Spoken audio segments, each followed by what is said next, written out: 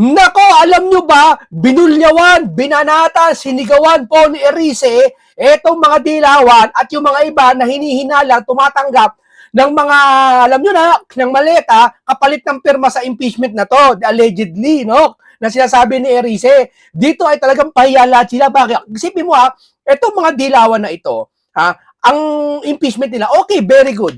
Ini-impeach nyo yung isang tao na baka may nilustay nga naman, no? Pero ang tanong, tahimik sila pagdating sa korupsyon dito kay Administrasyong Marcos, no? Wala silang kahit isang pirasong maririnig na salita liban dyan. Maliban lang nagrally sila na, ikulong na yan. Yung pala kay Sara nila sinasabi yun. Bakit? Anong katunayan kay Sara nila sinasabi yun?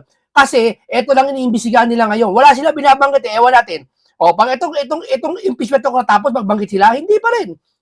Ito po, pakinggan po muna natin itong si Edgar Erice sa kanyang alam mo ito dilawan to, Ang galawan nito talagang panahon pa ni Pinoy. No, ito yung mga galawan kung saan sila Rowena Guanzon talagang dilawan, talagang solid. Ito ang ugali ng isang dilawan, palaban, tunay na palaban. Hindi yung tunay na kaplastikan. Di ba?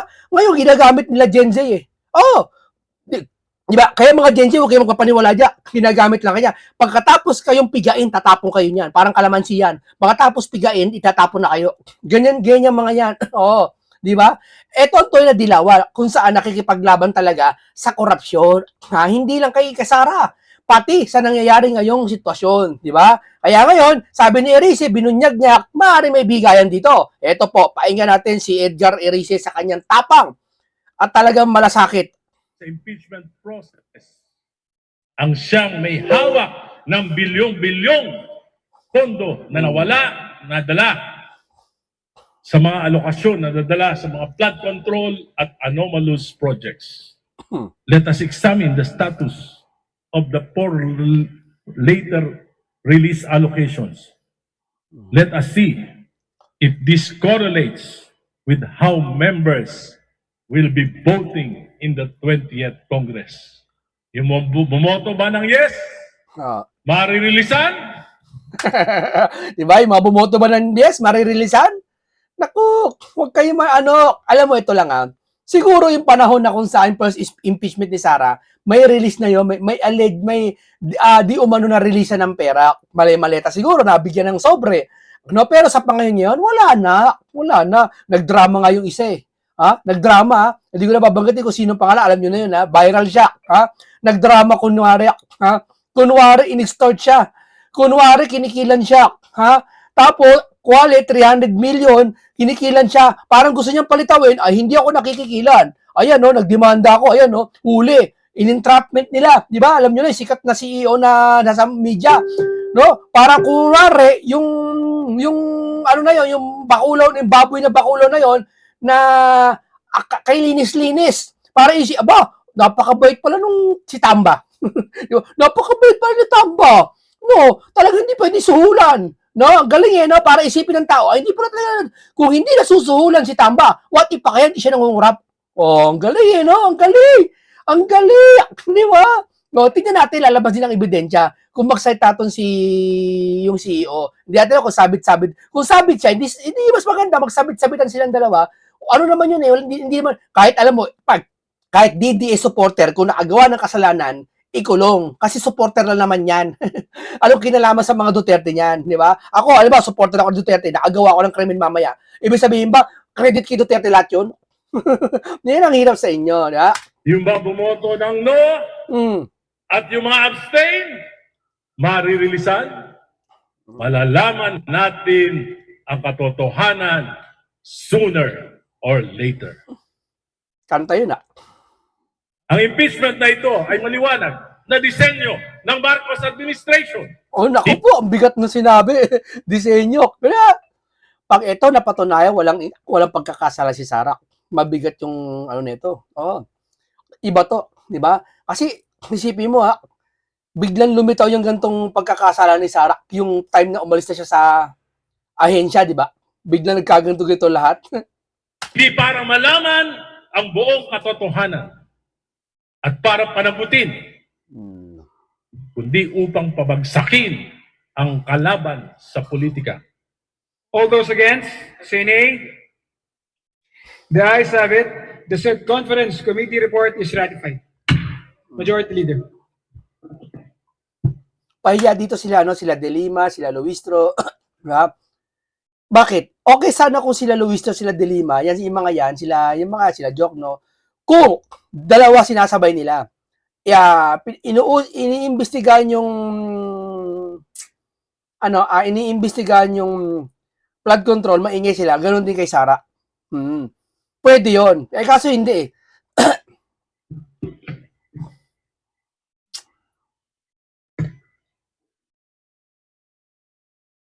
Mr.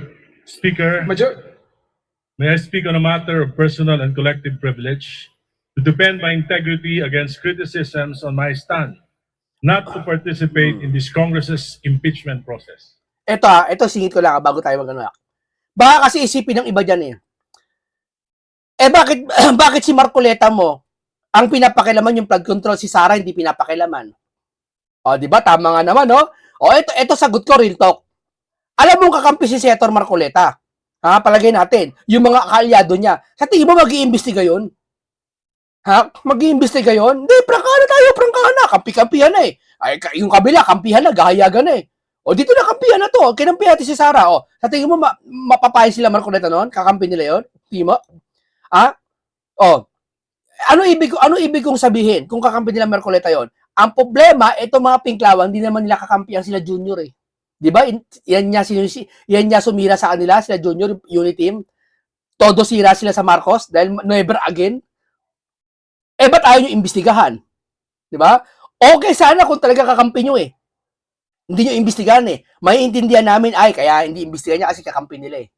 'Di ba? Hindi talaga yan. Okay. Ayaw mo iba mag-imbestiga. Kuha nyo ako. Di ba? Hindi naman niya kakampi mga Marcos eh. Pero ayaw nila imbestigahan. Si Sara lang iniimbestigahan nila. So ano ibig sabihin nun? Yeah? The gentleman from Caloocan has 10 minutes. Thank you, Mr. Speaker, my dear colleagues. With due respect to the members of the Justice Committee, I cannot in conscience agree that this Congress has the moral ascendancy to claim that the impeachment process is genuinely in pursuit of our constitutional mandate to uphold accountability. Why? Number one, the process beginning the 19th Congress is already tainted. Ito po ay pagpapatuloy lamang ng proseso na naganap ng 19th Congress. It is marked by hundreds of billions in infrastructure allocations and massive ayuda programs. Grabe yung massive ayuda na yan, nakakasama ng loob. Grabe yan. Pinamudbud nila yung pera ng kaba ng bayan. Di ba? Tapos ngayon kay Senator Marcoleta, ayaw pagbigyan nyo sa kuryente, pababain. Paano? Popogi si Senator Marcoleta eh. Babango sa sambayan ng Pilipino si Senator Marcoleta. Pag ginawa yun eh. Di ba? Pag na-aprobahan yung kuryente niya eh. Okay, hindi nila gagawin yun. No? Alam mo, yung mga mahihirap, kahit ano explain mo dyan iba, talaga kapit sila sa patalim eh. Totoo lang. Kasi mahirap talaga eh. Kaya tatanggapin nila yung ayuda na yan. Di ba? Pero hindi, ang mahirap, hindi pinapaliwanag sa iba, yung ayuda na yan, binigay para sa inyo, sa taong bayan ng pera.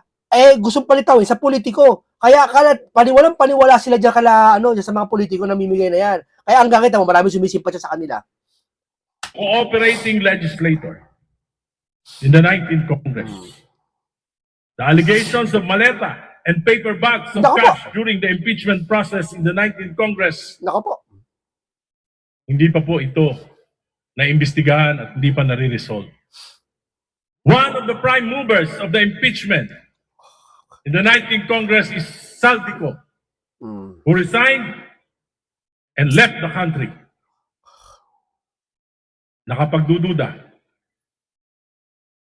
Dahil yung mismong nangunguna sa impeachment process ang siyang may hawak ng bilyong-bilyong pondo na nadala Tama. sa mga alokasyon na nadala sa mga flood control at anomalous projects. Maraming mga pahayag na nakakabahala, ngunit hindi natin ito iniimbestigahan. Kung susuriin lang natin ang mga allocation sa mga distrito ng mga legislators na aktibo sa impeachment process noong nakaraan, marami pa rin mga aktibo ngayon. Marami talaga. Ito, bigyan ko example DPWH pa lang ang iniimbestigahan nyo. Hindi na makausad ang investigasyon. Umaabot na ng almost 1 year. Dahil sa ginagawa ni Pinky, di ba? At hindi nakikitulong tong HOR. Mas inuna pa impeachment. Tamo ang impeachment nakadalawang beses na. Ha? Samantalang flood control, hindi pa nakakaisa. Hindi pa umuusad. Isipin mo yung gano'n sila kaprosigidi sa impeachment na yan. Ha? Wala talaga sila balak imbestigahan tong kaba ng bayan. Di ba? Bakit? Sinasabi yan ng iba, kasi magkakasapaka, sabi niya. Di ba? Ayaw nilang intindihin niya. Dito sa impeachment babawi kasi wala silang kasabot diyan. Kaya malakas ang loob ng mga yak. Totoo lang nga. Kaya dito, DPWH pa lang inimbestiga, paano ibang ahensya? Di ba? Sabi yan ni Ramon Tulfo tingnan mo yung post ni Ramon Tulfo. Nagtataka siya. Tataka lang PCSO, 75 million pesos, 10 ata nanalo, 14 nanalo. Ang liit ng chance manalo ka sa loto pero nanalo ata 10. Nakakapagtaka yun. Di ba? Isipin mo magkakataya ng isang loto, 25, 20. Yung pinakamahirap, magbubutila, nakikita ko, tumataya ng minsan 5. 100 yun. Mahirap yun Yung mayaman kakilala ko, tumataya isang araw, 1.5.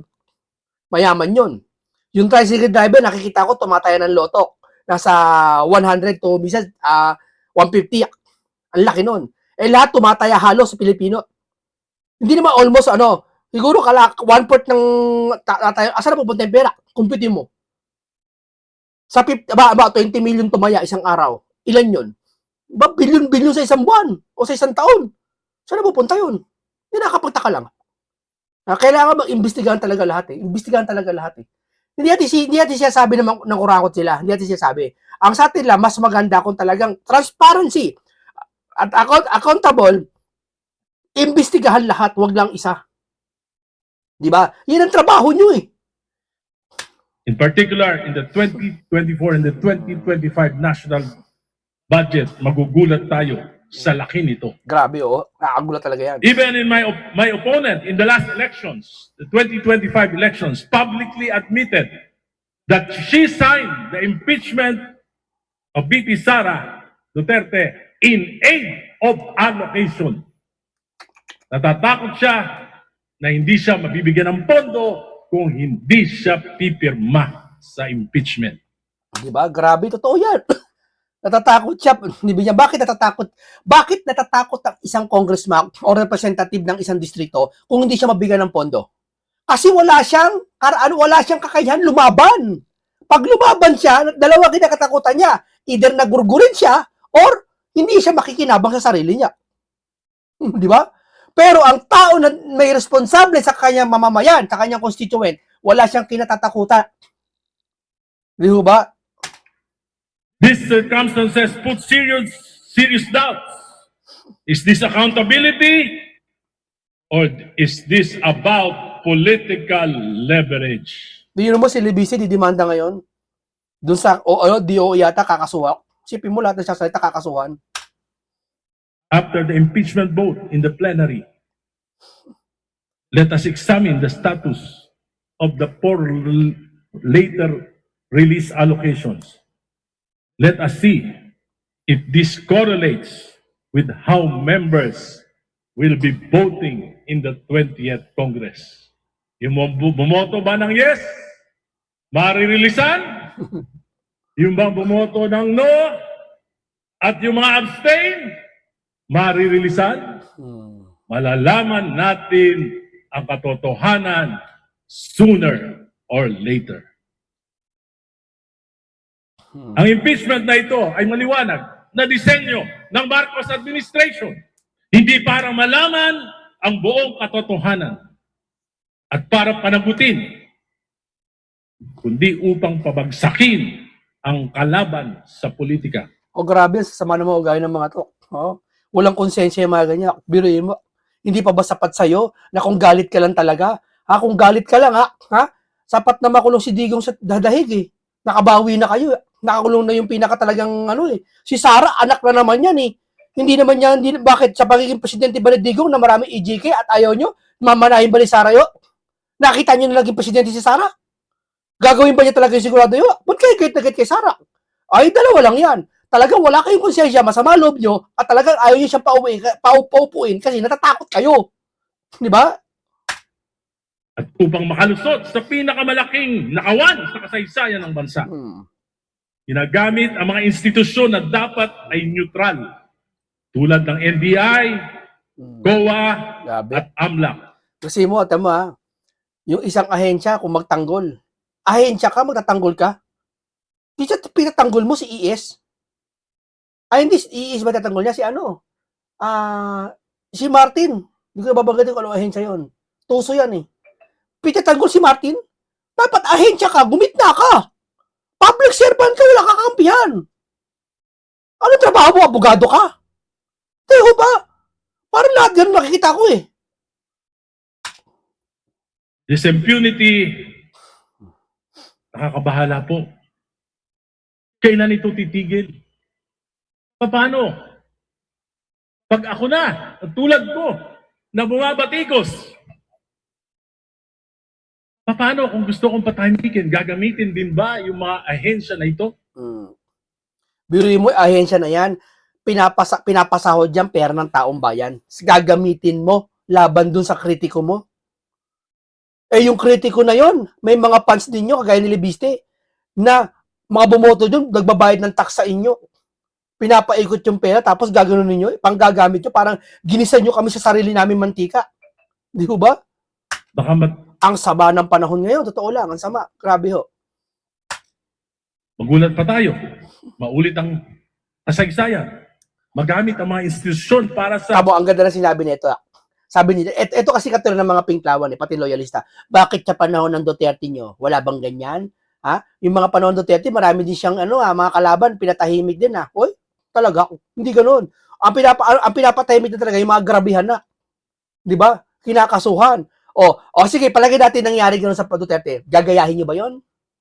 Ha? O sige, mali si Duterte doon. Hindi tayo pabor doon. Gagayahin nyo ba yon? Na gagawin yung weapon din nyo katulad nyo yun? Eh di parang wala kayo pinagkaiba sa taong galit nyo si Duterte, wala kayo pinagkaiba kay Duterte. Marinig nyo kay Erice, yung sabi, ang ganda. Pagpapanatili sa kapangyarihan. Naganap na ito. Nagmalabis. Si Pangulong Duterte, maraming inapi. Okay. Katulad ni Congresswoman Laila de Lima. Ako, dahil ako ang kauna-unahang nagsalita laban sa war on drugs, tinanggal ng Duterte administration ang alokasyon sa aking distrito. Ginipit. Palit, kung ginawa ito ng administrasyong Duterte sa kanyang mga kritiko, papayagan ba natin na yung mga ahensya na ito sa ganitong sa kasalukuyang administrasyon, gawin ito sa mga kalaban niya rin? This is impunity. Grabe. Nagwala. Nakakatakot. Grabe. Baka maulit ang kasaysayan. Ibig sabihin, wala ka pinagkaiba kay Duterte. Ayaw nyo si Duterte kasi ganun ginawa. Pero kayo, ginagawa nyo. Hindi lang ahensya, kung Erice. Ha? Pati yung mga congressman. Di ba? Ikaanye, bakit si Duterte nyo? Di ba? Si Auntie Claire, ano siya sabi niya? Eh bakit sa panahon ng Duterte? Ganun kayo ah. Bakit sa panahon ba ng Duterte? Wala bang ganito? Eh gumagaya na rin kayo sa ayaw niyong tao. Di ba? Kapag ang isang tao ayaw nyo, pero ginagaya nyo ngayon, mas masahol pa kayo dun sa tao na yon. Totoo yan. Tama, mali. Di ba? Mas masahol pa kayo. Kasi yun, finished product na yun, tapos ikaw finished product pa rin. Grabe na yun. Imitation ka. Mas masahol ka pa. Di ba? Kasi yun, isa lang yun eh. Nakakulong na sa dahig. Ikaw, ang dami nyo pa. Tapos, di ba? Nagagamit ang ibang ahensya. The Committee on Justice for the first time in the history. Okay sana kung pati flood control inaano nila eh. Ay hindi. Maniniwala ako pati flood control inuusig nila. Walang kakawala, walang pakakawalan. Kahit Piglawan, loyalista, DDS, walang pakakawala. Ay, hindi. Si Sara lang eh. Di ba? Congress did not allow a member to pose questions to witnesses or resource persons. Hindi ako nagkaroon ng pagkakataon. Tanungin ang mga kadududang pahayag ni Madriaga at iba pa. Dahil hindi ako miyembro. Wala po akong natatandaan sa 5 kongreso na dinaluan ko. Kahit hindi ako miyembro, nakakapagtanong ako. Ngayon lang. Dito sa Justice Committee. Alam ko po, Matalino to si maraming Erice. galit kay Pangulong Duterte. Sapagkat sa amin po sa Caloocan, ang daming collateral damage ng war on drugs. Nanindigan ako dahil sa pagmamalabis na ito. Pero ngayon, hindi ko naman papayagan na dahil si Duterte lang, magmamalabis tayo para apin siya. Kung gagawin natin yon, anong kaibahan natin kay Duterte? Galing! Galing! Ngayon lang ako nakarinig itong speech. Galing! Galing ni Erice. Totoo to. Ha? Hindi siya sama loob mo sa kanya kasi binabalata niya si Duterte. Hindi. Nagpakatotoo lang siya. Yan ang gusto ko marinig sa isang kalaban. Yung totoo, nagpapakatotoo, hindi nagpapaka-plastic. Katulad mo isang mga lahat ng spinklamo sa senador, pa-plastic. Di ba? Pati yung mga iba, pa-plastic. Ito, nagpapakatotoo. Di ba? Kahit mo, alam mo, DDS ako, narinig ko siyang ganyan. Baka humanga ako sa kanya kahit DDS ako eh. Ang galing mo, Erice, tama ka. Kasi si Duterte, hindi naman perfecto rin eh. Tao din niya nagkakamali at may mga masasabi rin dyan. Di ba? May masasabi niya. Si Cristo nga, may nasabi pa rin sila eh. Di ba?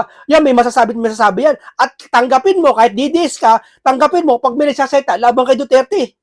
Tanggap mo yun dapat. Di ba? Si Erice, kaya ang galing nito magsalita. Di ba? Totoo yan. Kung kayo, galit kayo kay Duterte, tapos kayo ay gumagawa ngayon sa ginagawa nyo ngayon, ginagawa ni Duterte, di parang kayo na rin yan. Parang wala kayo pinagkaiba kay Duterte, tama, mali. Di ho ba? Hindi ko inaano si Duterte dito, ha? Ang sa akin lang, yung paliwanag ni Erice, ni Kong Erice. Hindi ho ba? Wala nang ibang inisip kundi impeachment eh. Hindi ho ba? Okay sana kung pati isabay niya, pati flood control issue eh. Isabay niya, matutuwa lahat ng taong bayan sa kanya eh. Talagang makikita mo, talagang accountable to. Ay talagang walang sinisino to. Mahusay to na talagang representative. Sulit ang bayan dito, taxpayer. Ang galing. Hindi lang si Sara ang impeach niya, pati yung mga awatan ngayon dito. Di ba? Kailan kaya ako makakita ng ganun? No? Di parang si Duterte din tayo. We cannot be loud against the Duterte, but silent against Marcos. There are clear signs of abuse, totoo yun. of misgovernance, or cover-up of corruption that cause our country and people economic distress. Today, inflation has reached 7.3%. 7.3 Habang tama. kumakain tayo sa masarap, at maraming putahe dyan sa South Lounge, Hindi nila naramdaman kasi malaki sahod ng congressman. Pero ramdam niya na magtatrabaho. Biruin mo, yung minimum wage na 500, 650 minimum wage, ha? Papalagay natin 700 na, ha? Magkano pa masahe balikan ngayon? 80, ha? Yung 20 wala na yun, lusaw na yun, bali 600 na lang pera mo, ha? Kakain ka ngayon, magkano pa kainin mo? Magkano isang order ng ulam? Ha? Sabi nila, magbaon ka na lang ng hotdog. Ano yung araw-araw hotdog babaunin mo para mura? Magkakasakit ka sa babaunin mo lagi. Kailangan mo na masustansya, balance. O actually, pag yung tao nagtitipid, ha? Madaling magkasakit. At pag nagkasakit, yun, utang sa ospital, daan-daan libo. Mas lalo na, grabe. Hindi ho ba? Walang magawa, Pilipino corner eh. Hindi ho ba? Ayaw nila, ano ibig sabihin? Kasi munting ka, alam mo, ganyan naman talaga. Hindi ganito ang panahon. Imbis na atupagin nila, sabi niya ng marami, lalo ang INC, inuna nyo ang taong bayan bago yan. Unahin nyo. Ay, hindi. Di ba? nagdidildil ng asin ang ating mga kababayan. Habang abala ang administrasyon na pagtakpan ang mga kalokohan at supilit ng mga kalaban, hirap na ang ating mamamayan. Wala silang pakialam sa mamamayan. Kahit yung mga kasama mong pinklawan, sir, walang pakialam.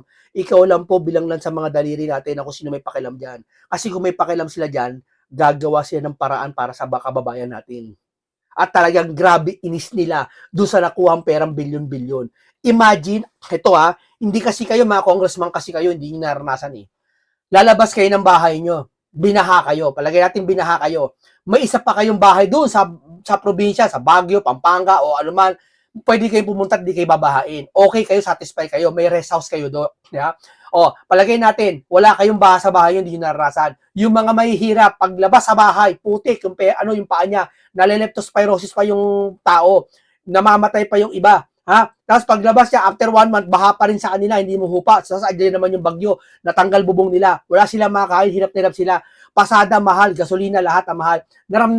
Ramdam ng sambayan ng Pilipino yan, na hirap sila.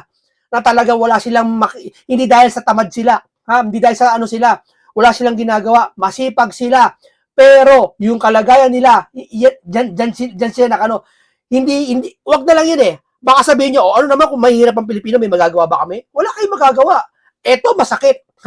Hindi ba matindi yung galit nyo sa kanila araw-araw na, teka muna, kawawa sambayan ng Pilipino. Dali. Sambayan ng Pilipino, bilang mo lalabas ng bahay, baha kagad. Ang sino papagtuunan mo ng pansin? Bakit binaha to? Dahil yung mga flood control, ninakaw nila. Dapat yung galit mo matindi. Sino-sino lang ba ang mga matitinding galit dahil sa nararasan ngayong kabahaan? Sino? Si Senator Dante Marcoleta at iba pa sila Erice.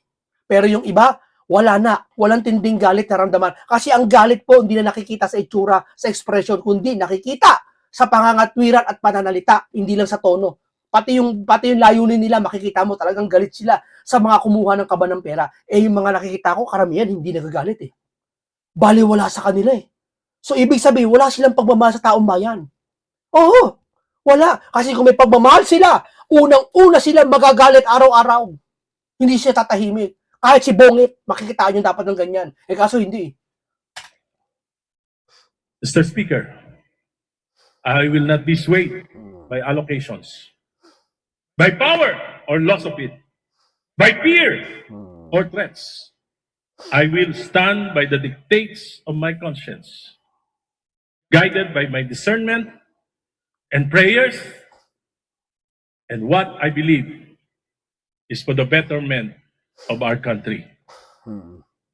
Kasaysayan ng husga kung sino ang umaatras sa laban at kung sino ang nakikipagsabwatan. Totoo yan. Sino ba? Di yung mga tahimik. Totoo. Ikaw, may magnanakaw, nakita mo, tumakbo doon sa iskinita, tapos may pulis na kasunod. Sinabi sa'yo ng pulis, nakita mo yung magnanakaw? Sabi mo, hindi ko nakita. Tahimik lang, hindi ka salita, tahimik ka lang. Di kasabot ka! Tama. Kung ako nakita ako magnanakaw, tumakbo sa iskinita, may pulis na dumating. Asa yung magnanakaw, sir? Ayun, nandun, sumuot doon, bilisan nyo. Okay ka. Kuha nyo punto ko. Ako si Agay Erice ng Caloocan. Nanindigan nung EDSA 1. Tama. Nanindigan EDSA 2. nung EDSA 2. Lumaban kay Duterte sa war on drugs. Tama. 40 taong lumaban sa mga political dynasties. Lumaban para kay Noynoy, para kay Cory, para kay Mar Rojas. Patuloy na lalaban sa Administrasyong Marcos hanggang hindi nito masusumpungan ang katinuan. Yan ang tunay na dilawan.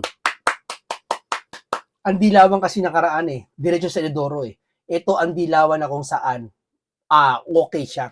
Ayaw nyo man yung binanggit ng mga pangalan, pero yung panindigan niya, makikita mo. Okay, maraming salamat. Isang talakayan na naman na nabusog kayo ng napakaraming kaalaman at karunungan at komentaryo na makabuluhan at talagang maraming opinyon, siniksik ng masustansyang usapan. No? Dito lang po yan. No? At syempre, huwag nyo kalilimutan, mag-subscribe dyan. Yan po ang pinaka-importante at mag-like po para tayo ay makapagbigay ng napakaraming makabuluhang usapin. Dito lang po. No? Maraming salamat. Ingat lagi kayo. Paalam sa inyong lahat.